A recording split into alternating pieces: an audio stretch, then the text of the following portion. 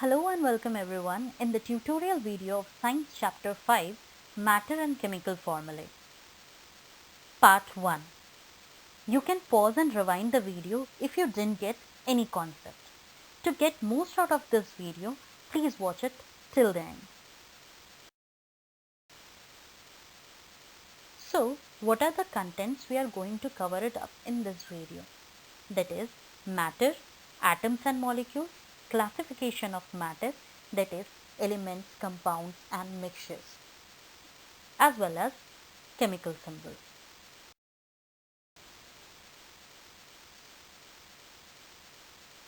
So, what is matter? All objects are composed of matter. Matter is anything that has mass and occupies space. Anything that we see, touch, eat, etc. is matter. Matter exists in all the three states, that is, in the solid state, in the liquid state, as well as in the gaseous form. So, matter is made of very small particles called atoms. In this picture, you can see the different ways of paper cutting. In the first picture, the paper are cut down into strips. Then in the second picture, you can see the paper are cut down into the cross sections, and then it is further divided into the smaller pieces by machine.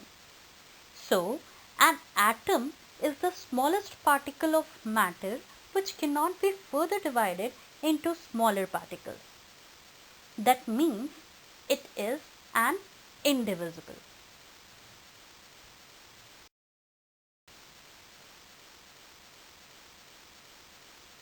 Atoms are the smallest particle of matter is made of. Atoms are made up of even smaller particles called subatomic particles. The protons and the neutrons are present at the center of the atom. The electrons revolve around the nucleus. So, this is the structure of atom.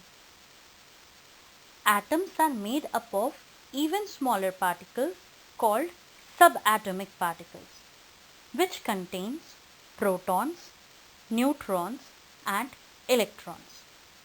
The protons and neutrons are present at the center of the atom in the smaller spherical region called nucleus. The electrons revolve around the nucleus in crossed path.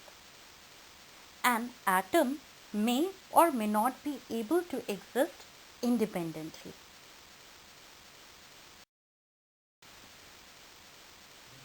So now, what do you mean by a molecule? A molecule is usually formed when two or more atoms combine together, which means atoms exist in groups of two each, and such a group of atoms is called a molecule. For example, two atoms of oxygen exist as a pair in a molecule of oxygen gas. That is, one atom of oxygen combined with another atom of oxygen, and then it forms O2 molecule, that is oxygen molecule. So now matter has been classified into further categories, that is elements, compounds and mixtures. So let's see.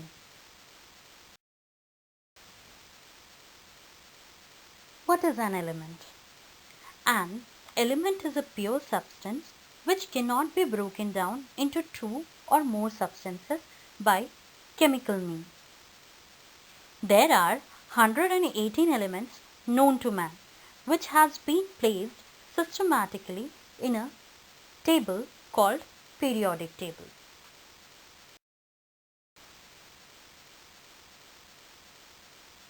So in the periodic table, there are 118 elements. So those elements are further divided into metals, non-metals, noble gases and metalloids.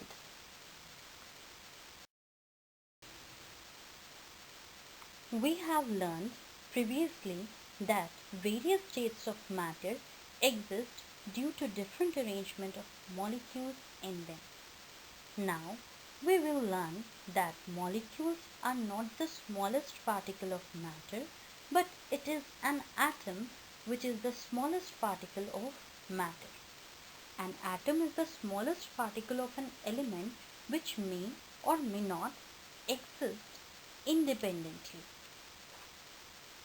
but always takes part in a chemical reaction. All elements are made up of atoms. Atoms of an element are similar to each other. For example, one atom of oxygen combine with another atom of oxygen to form two molecules of oxygen, and each oxygen has 8 electrons in the valence shell.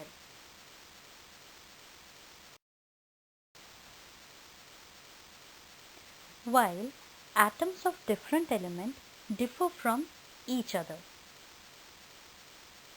For example, one atom of nitrogen combine with another atom of nitrogen to form N2 molecules, that is, nitrogen molecules. Water molecule is composed of two hydrogen atoms and one atom of oxygen.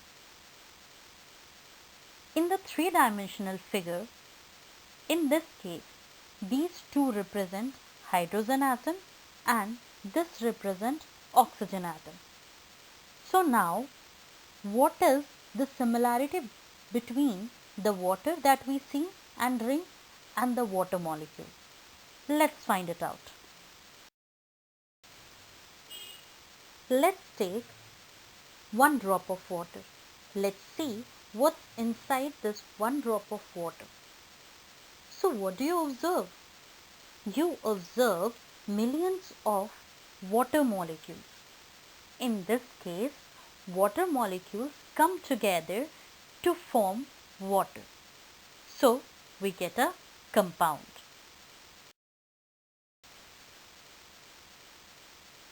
Compound.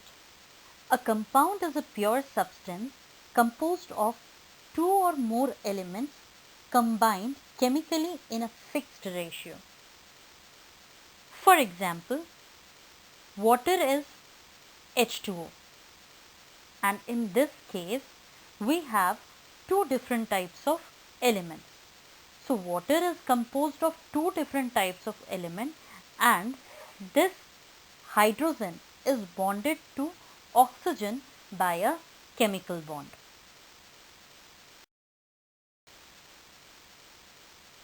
In this flowchart, the matter is divided into further categories, that is, pure substances and impure substances.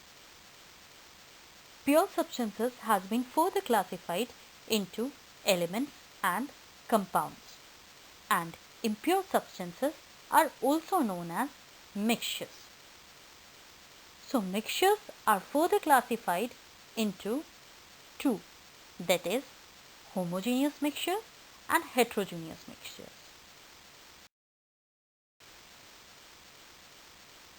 What do you mean by mixtures?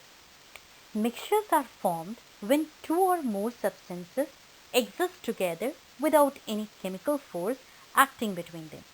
For example, a cup of tea. A cup of tea is a homogeneous mixture because we cannot separate the water, milk and tea leaves which are present in it. Whereas, for the example of heterogeneous mixture, we can easily separate water and oil if it is mixed together. So that mixture is known as heterogeneous mixture.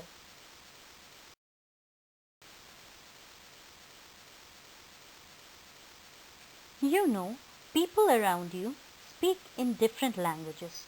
I know English, Hindi, so others speak in Punjabi, Bengali, and others in Spanish, French, and so on.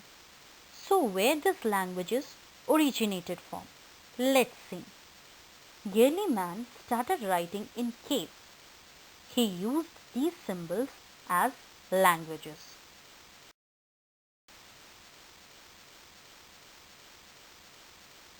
Then came alphabets in different languages.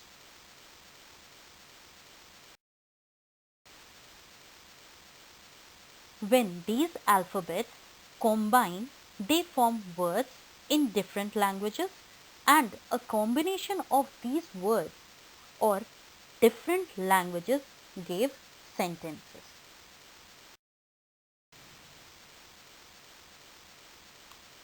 So, like these languages, chemistry is a separate branch of science, has its own language, and this language is known as the language of chemistry. The language of chemistry starts with the chemical symbols.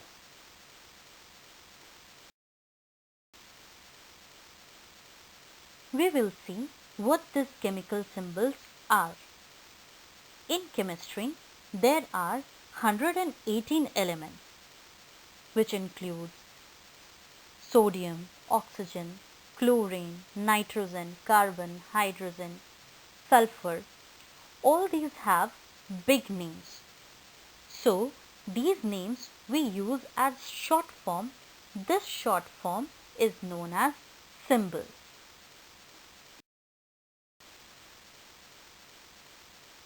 Symbol. A symbol is a short form of an element. A symbol represents one atom of an element and hence the element itself.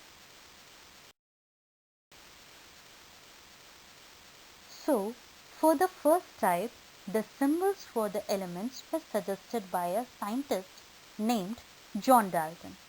He gave the figurative symbols for the elements. But with the increase in the number of the elements, this method became tedious as it was difficult to remember the symbols for all the elements.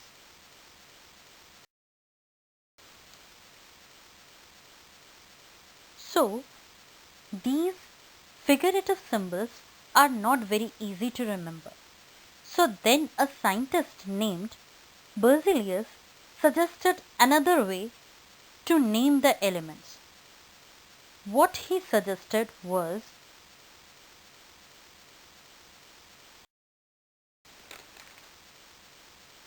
so he suggested in most cases the first letter is the name of an element, that is for carbon C, oxygen O, sulfur S, hydrogen H.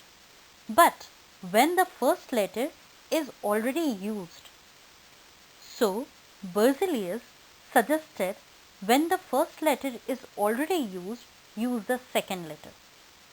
For calcium, Ca, for osmium, Os, silicon, Si, helium, He.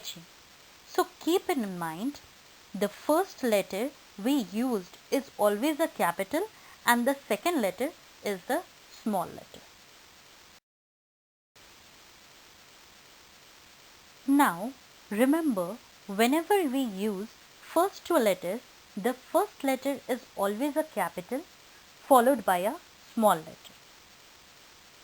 So sometimes the symbols of iron is Fe and potassium is K.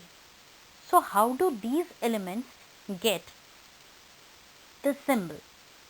So these elements get symbols through these Latin names. The symbols for such elements were derived from their Latin names. For example, for sodium, the Latin name is natrium and it is denoted by Na. For potassium, kalium, that is known as K. For copper, cuprum, it is denoted by Cu. For gold, it is aurum, it is denoted by Au.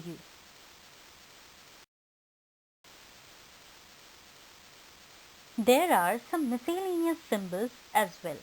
For example, magnesium is represented as Mg, where M is the first letter and the third letter is being used.